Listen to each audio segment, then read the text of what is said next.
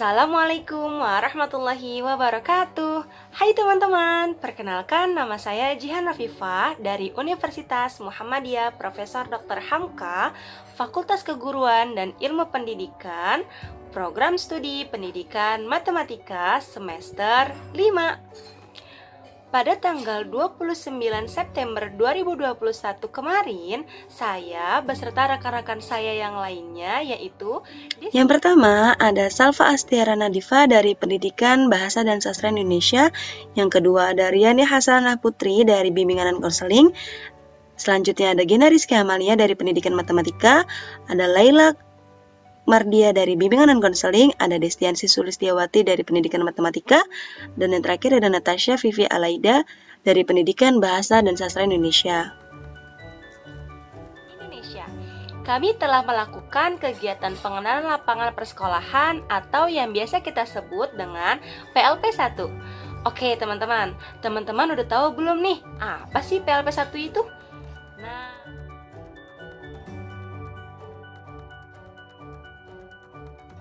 PLP1 adalah tahapan pertama dalam kegiatan pengenalan lapangan persekolahan program studi sarjana pendidikan yang dilakukan pada semester 5. Tujuannya untuk menumbuhkan landasan jati diri dari seorang pendidik melalui beberapa kegiatan di sekolah, seperti pengamatan yang ada di sekolah secara langsung mengenai lingkungan, kultur budaya, struktur organisasi, tata kelola, peraturan tata tertib, serta kegiatan-kegiatan yang terdapat di sekolah, seperti ekstrakurikuler, kebiasaan positif, dan lain-lain.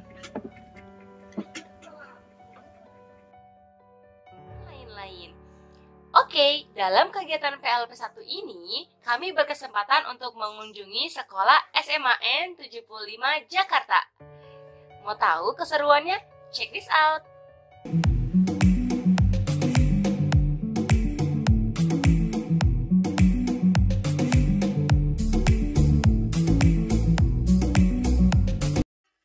SMAN Negeri 75 Jakarta adalah sekolah menengah atas yang terletak di Jalan Tipercakung Semper Barat, Cilincing, Jakarta Utara, yang memiliki akreditasi A dan menjadi salah satu sekolah favorit.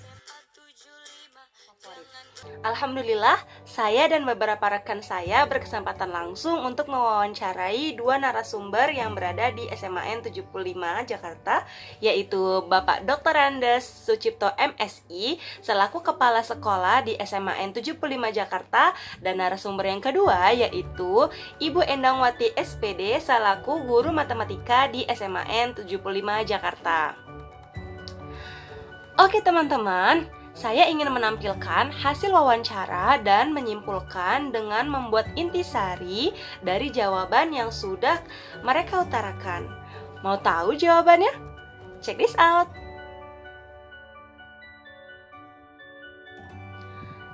Di samping saya adalah cuplikan beberapa hasil dokumentasi dan video dari wawancara dengan Bapak Dr. Andes Sucipto MSI selaku Kepala Sekolah di SMAN 75 Jakarta.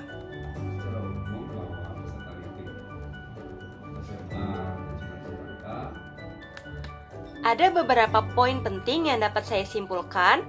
Poin pertama adalah karakteristik umum peserta didik. Karakteristik umum peserta didik di SMAN 75 Jakarta dalam segi akademik dan non-akademik memiliki prestasi yang sangat bagus. Dikarenakan sekolah SMAN 75 Jakarta ini berada di wilayah yang padat penduduk dapat mempengaruhi beberapa hal tertentu.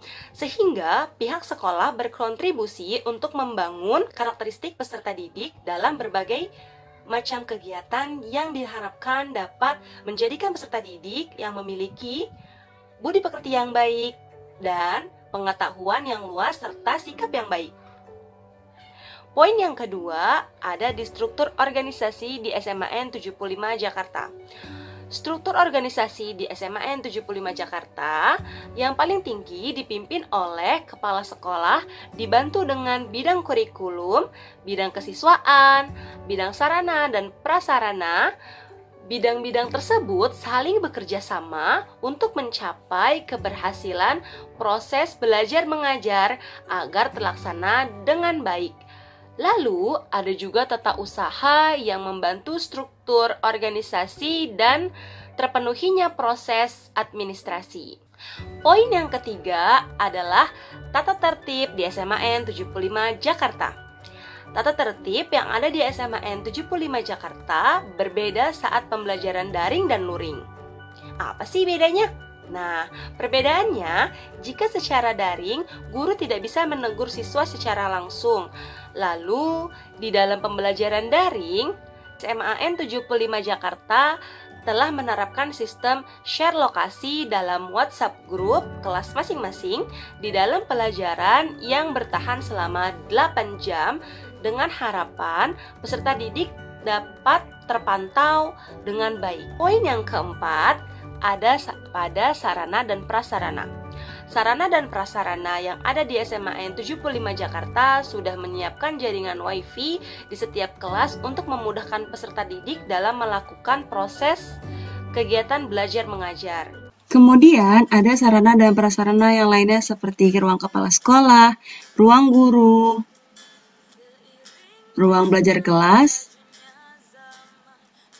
ruang tata usaha 1, ruang tata usaha 2,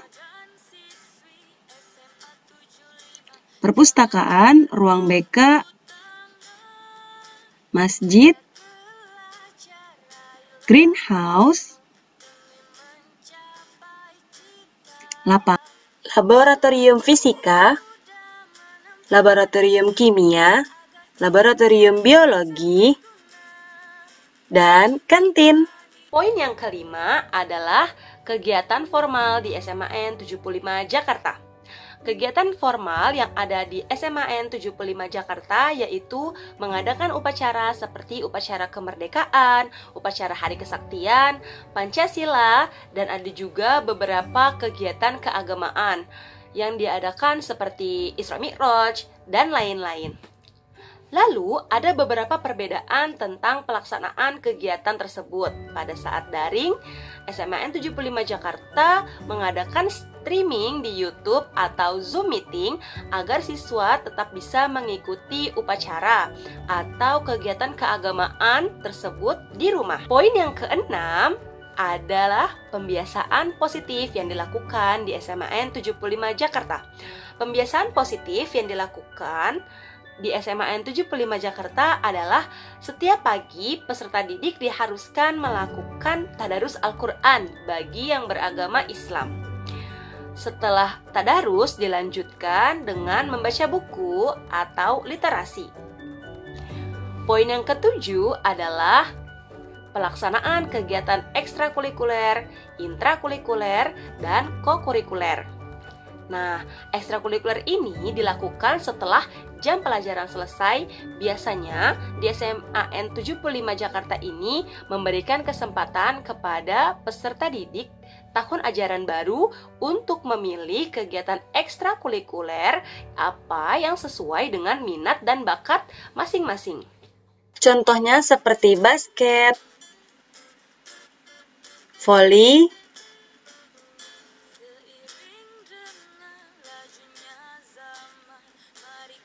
tari saman,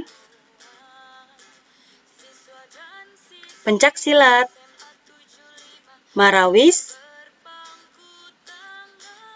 hadroh, PMR, paduan suara, drum band, angklung, dan paskibra. Lalu yang kedua ada intrakurikuler. Kegiatan ini merupakan kegiatan yang sudah terjadwal seperti penambahan materi atau yang biasa kita sebut dengan PM. Namun dibatasi hanya sampai jam 12 siang saja. Lalu yang terakhir ada kokurikuler.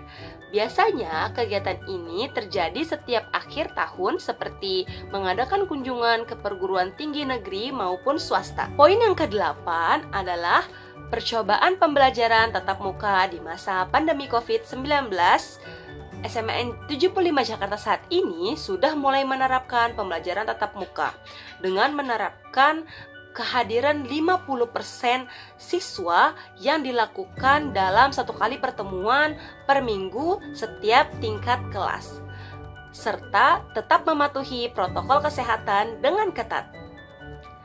Sarana dan prasarana penunjang yang sudah disiapkan oleh SMAN 75 Jakarta yaitu menyediakan lebih banyak tempat untuk mencuci tangan, serta menyediakan masker, lalu menyediakan hand sanitizer. Selain itu, guru dan peserta didik yang akan melaksanakan pembelajaran tatap muka sudah harus melakukan kegiatan vaksinasi minimal dosis pertama. Sedangkan yang belum melaksanakan vaksinasi dengan alasan tertentu masih harus melakukan pembelajaran secara daring. Nah, setelah kami mewawancarai Kepala Sekolah SMAN 75 Jakarta, kami juga mewawancarai guru pamong mata pelajaran matematika, yaitu dengan Ibu Endangwati SPD. Nah, di samping saya adalah beberapa hasil dokumentasi dan cuplikan videonya. Check this out. Kemarin ya masih daring.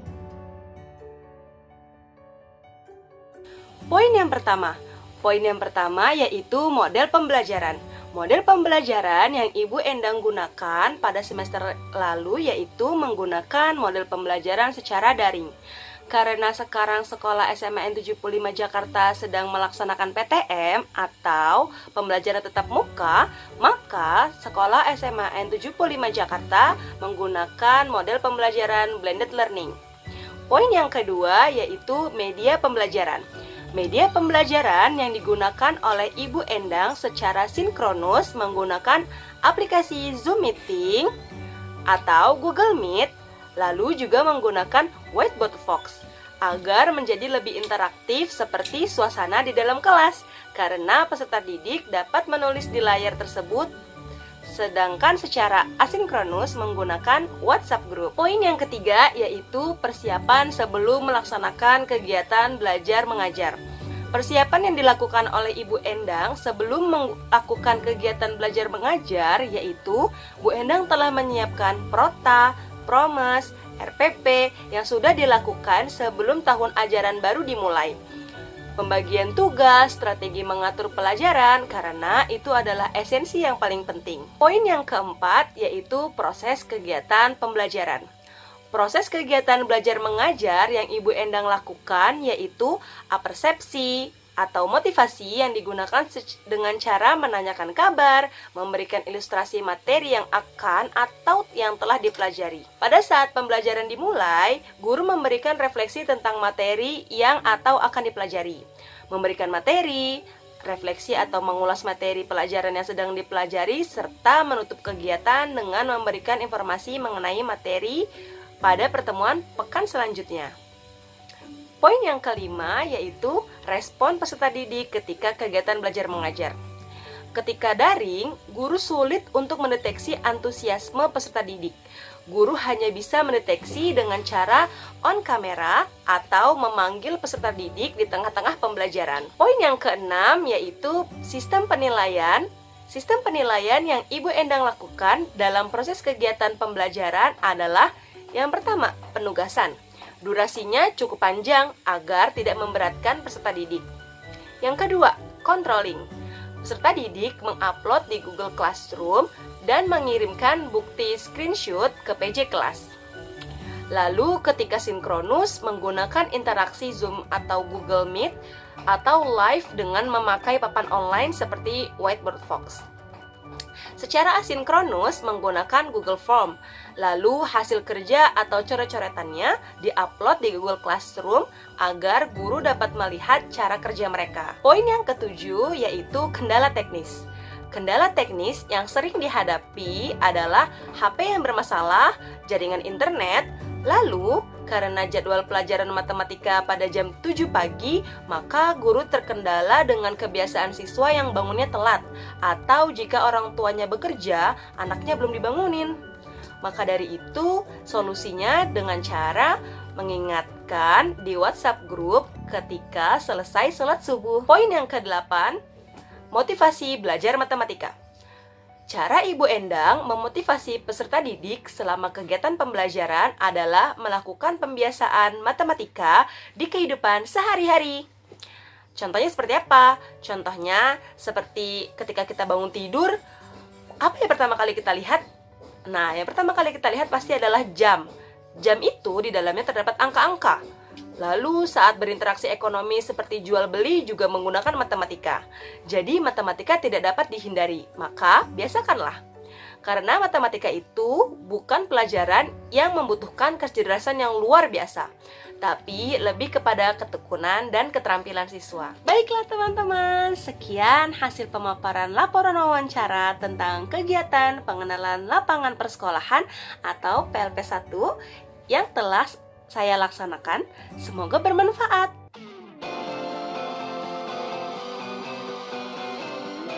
Assalamualaikum warahmatullahi wabarakatuh.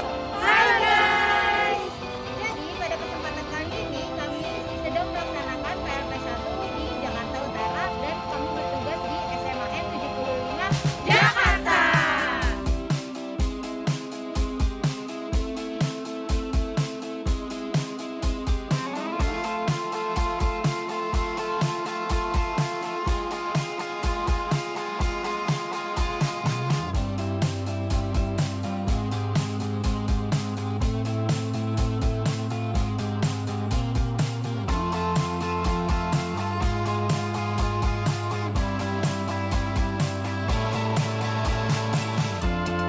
SMA 75 Jakarta, hebat, iya, jaya.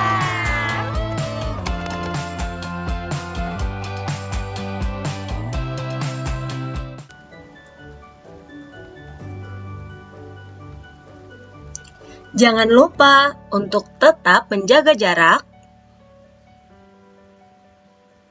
tetap di rumah saja, dan jangan lupa subscribe, like, dan share.